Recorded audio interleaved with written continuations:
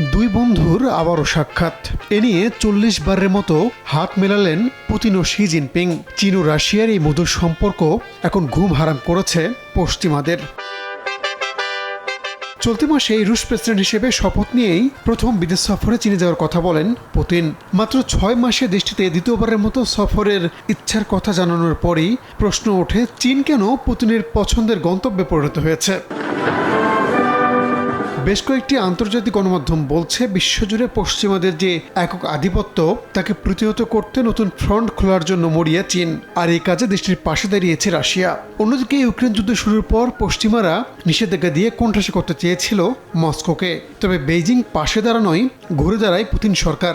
রাশিয়ার প্রতি চীনের এমন আগ্রহ যুক্তরাষ্ট্র ও এর ইউরোপীয় মিত্রদের জন্য যথেষ্ট ক্ষোভের কারণ হয়ে দাঁড়ায়। ঠিক একইভাবে তাইওয়ান ইস্যুতে মস্কোর সমর্থন পাচ্ছে চীন, যা বাঁকা চোখে দেখছে যুক্তরাষ্ট্র।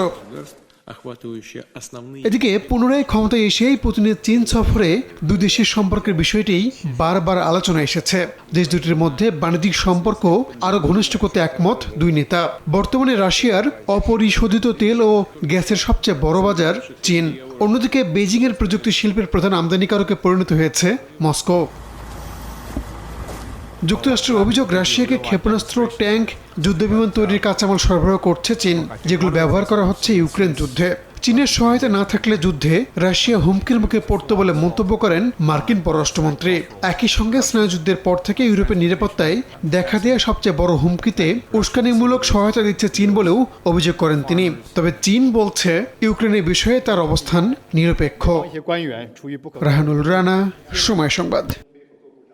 স্বাস্থ্য এবং স্বাদের মধ্যে চমৎকার একটা ব্যালেন্স করে পীর প্রিমিয়াম আয়োডাইজড লবণ।